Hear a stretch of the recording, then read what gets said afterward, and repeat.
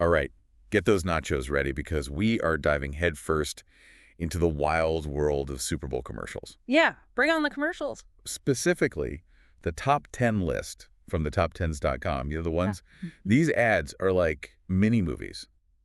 Companies spend millions for just a sliver of our attention. And it's not just about the flashiness. It's like they become part of the whole Super Bowl event. Yeah, exactly. Everyone's talking about them the next day, dissecting them, sharing them online. They really are a cultural phenomenon. Okay, so number one on the list, we've got Bud Light's Big Men on Cul-de-sac. Oh, yeah, I saw that one. So picture this.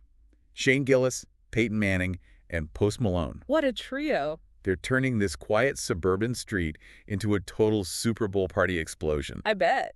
I mean, they're using leaf blowers as confetti cannons, lawn mowers are doing donuts. That's It's hilarious. so over the top, right? Yeah, it definitely captures that feeling of letting loose and having fun. Which is what the Super Bowl is all about. And speaking of fun, Yeah. our number two ad, Michelob Ultra's The Ultra Hustle, takes a completely different approach. Oh, how so? They've got Willem Dafoe and Catherine O'Hara. Really? What are they doing in a beer Well, commercial? that's the twist. Uh, They're on the pickleball court, oh, battling it out with pro athletes. no way. I know, right? You see their names and you're expecting some serious drama, Yeah. and bam, it's Yeah. all trash talk and pickleball hustling for Michelob Ultra. That's smart. They're tapping into that whole pickleball craze. Exactly. And it makes them seem more, I don't know, trendy and unexpected. Yeah, definitely memorable. Speaking of memorable, number three on the list, Lay's the Little Farmer. I think I saw that one. Is that the one where... It's all about this little girl who finds a lost potato and plants it. Oh, right. And she nurtures it and cares for it, and then, of course, it grows up And joins its potato friends. to be made into Lay's potato chips. It's ridiculously cute. Oh, that's sweet. It's a classic underdog story, but it also reinforces that Lay's is all about natural ingredients. Which is a big deal these days, with everyone focused on health and sustainability. So we've had humor, celebrity cameos, heartwarming stories. Yeah.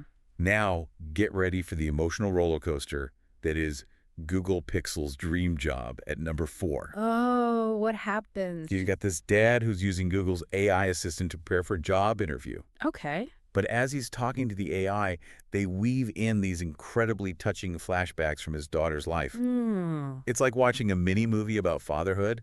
And let me tell you, I was not ready for that graduation scene. You teared up? Oh yeah, I was full on sobbing. Oh, that's powerful. It's incredible how they managed to pack so much emotion into such a short ad. Yeah, and it positions Google Pixel as more than just a device. It's like a companion. Like something that understands and remembers those important moments. It's humanizing technology for sure.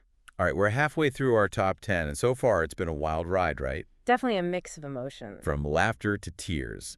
And it's clear Super Bowl ads are getting seriously creative. Yeah, they are. What stood out to you so far? Anything that's really grabbed your attention? I'm just amazed at how many of them are tapping into those universal human experiences. Like what? You know, like the desire for connection, the nostalgia, those heartwarming family moments. Right. They're going beyond just selling a product. They're trying to connect with us on a deeper level. Yeah, and it's working. Okay, back to the countdown. Coming in at number 5 is Pfizer with Knockout. This one is all about hope and resilience. Oh, how so? Imagine a young boy. He's just beaten cancer. He's walking out of the hospital triumphant.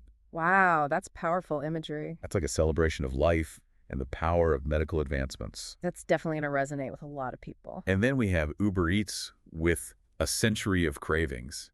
And hold on, because the cast list is bonkers. Okay, I'm intrigued. We've got Sean Evans, Martha Stewart, Charlie XCX, Greta Gerwig, and of course, Matthew McConaughey. Matthew McConaughey, what's he doing in an Uber Eats commercial?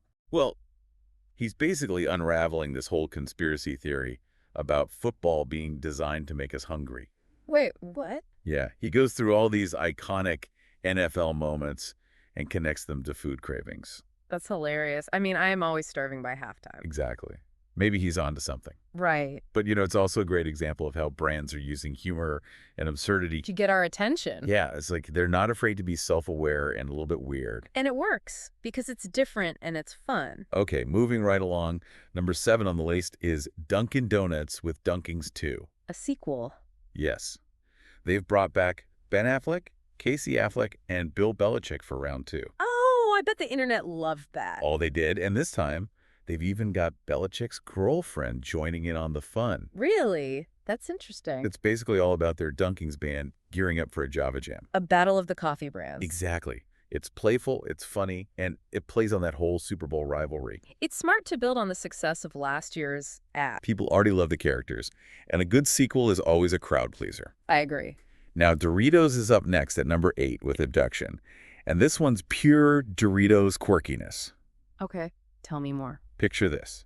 A guy, he's just chilling, enjoying his Doritos while searching for UFOs. Okay, that's already pretty quirky. Then, bam, a UFO appears and tries to steal his Doritos. That's hilarious. Doritos always goes for those over-the-top visuals and humor, right? It's their signature style. Yeah, they know how to create those shareable, meme-worthy moments. Exactly. Speaking of iconic imagery. Oh, you're talking about Budweiser's first delivery at number 9, You right? know it. Those Clydesdale horses always get me. It's a classic underdog story with a little Clydesdale who's too young to join the big guys. Aw, I bet it's adorable. It is. But when a keg falls off the wagon, he steps up to save the day. It's like a little equine hero. Exactly. It's heartwarming, it's classic Budweiser, and it plays on that sense of Americana. It's a tried and true formula, but it works. And last but certainly not least, we've got Instacart at number 10 with an ad that's, well, let's just say unique. What did they do? They went full-on nostalgia overload with, "We're here."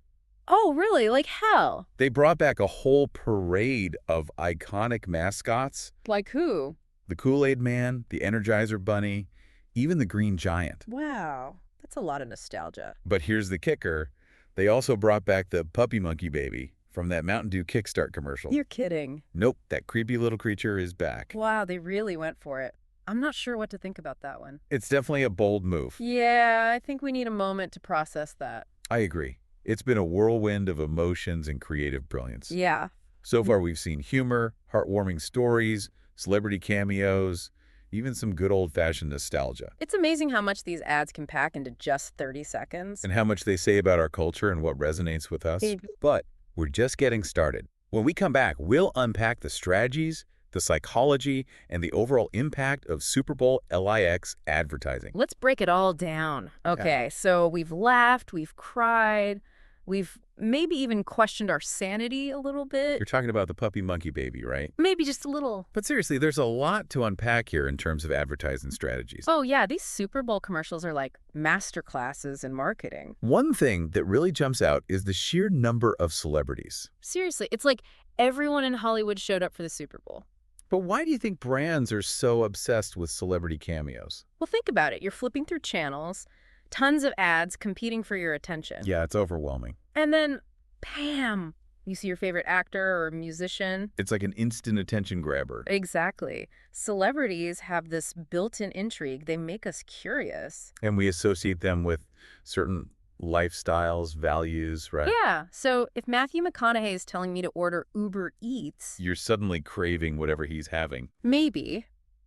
But it's more than just craving. It's that subtle suggestion that you could be like them. Oh, I get it. Like if I use this product, I could be as cool as Willem Dafoe playing pickleball. Maybe not that cool, but you get the idea. It's all about aspiration, connecting with the audience on that level. And when it's done well, it can be really effective.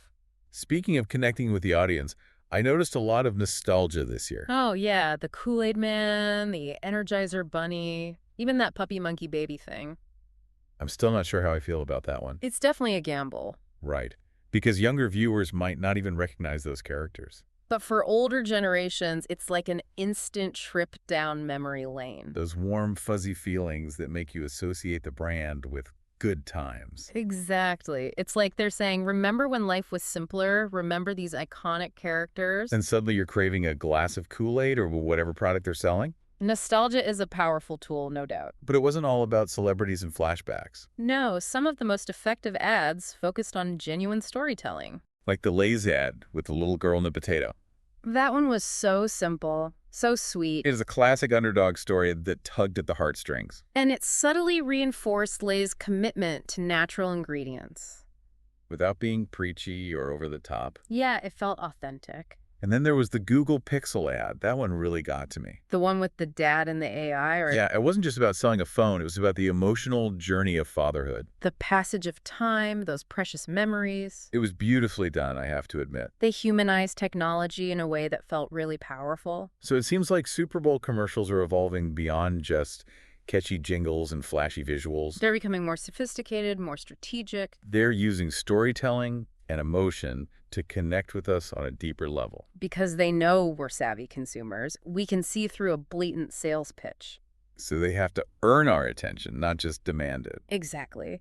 And the best ads, they feel like mini movies or short stories. They have a beginning, a middle, and an end. They make us think, they make us feel. And they leave a lasting impression. Like the Budweiser ad with the Clydesdales. It was a classic formula, but it worked. Those horses are iconic. They represent tradition, quality, all those good things. And then you have ads like the Instacart one, which went in a completely different direction. Then nostalgia overload with the mascots. Yeah, it's like they threw everything at the wall and saw what stuck. It definitely got people talking. But whether it created a positive association with the brand, I'm not so sure. It might have just left people confused or maybe even a little creeped out. There's a fine line between being memorable and being just plain weird. And that line is constantly shifting. What's edgy one year might be outdated the next. So it's a constant challenge for brands to stay ahead of the curve, to figure out what resonates with viewers. Exactly. And that's what makes these Super Bowl commercials so fascinating. They're a reflection of our culture, our values, even our sense of humor. They're more than just ads. They're a snapshot of where we are as a society. As we wrap up this part of our deep dive, Yeah. I want to ask our listener a question. Go for it. What ads really stood out to you this year? What emotions did they evoke? Did they make you think differently about the brand or the product? Take a moment to reflect on that, because we'll be back with a final thought-provoking question to leave you with. We'll see you in a minute. Okay, so we've dissected the Super Bowl ad landscape like true marketing detectives. We've seen it all. The good, the bad, the puppy monkey baby. But now let's flip the script. Imagine you're in the director's chair. You've got the budget, the creative team. The pressure's on. It's Super Bowl Sunday. Millions of eyes are watching. What's your big idea? What product are you showcasing to the world? Are you going for something practical, like a car, or maybe something more fun, a travel destination, a new snack? And what's the emotional core of your ad? Are we laughing? Are we crying? Are we feeling nostalgic? Are we terrified by a resurrected puppy monkey baby? Okay, maybe not that, but you get the idea. Now, here's the fun part. You can cast any celebrity you want. Ooh, the dream team. Who's your surprise guest star? Who's going to make viewers say, wait, is that? It could be anyone, an actor, a musician, an athlete, maybe even a historical figure brought back through CGI. The possibilities are endless. So how do you use that celebrity power to create a truly memorable moment? Are they playing themselves, or are they in some wild, over-the-top character? Are they delivering a killer one-liner, or are they guiding us through a heartwarming story? Remember, you're not just selling a product. You're creating an experience, something that people will remember. So what's your Super Bowl story? What emotions are you trying to evoke? What will have people buzzing the next day? Now that you've had a chance to step into the creative shoes of an ad director. It's time to go back and watch those Super Bowl commercials again. Really pay attention to the details. The music, the pacing, the way they build the story, it's all part of the magic. And remember, these ads aren't just entertainment. They're a glimpse into how brands are trying to connect with us. On an emotional level, they're tapping into our desires, our fears, our sense of humor. So that wraps up our deep dive into the Super Bowl commercials of 2025. We've explored the strategies, the trends, and the impact of these mini-marketing masterpieces. Hopefully, we've left you feeling inspired and a little more aware of the messages behind the madness. So until next time, keep your eyes peeled for those creative sparks, and remember. Sometimes the most powerful stories are told in just 30 seconds. Thanks for joining us.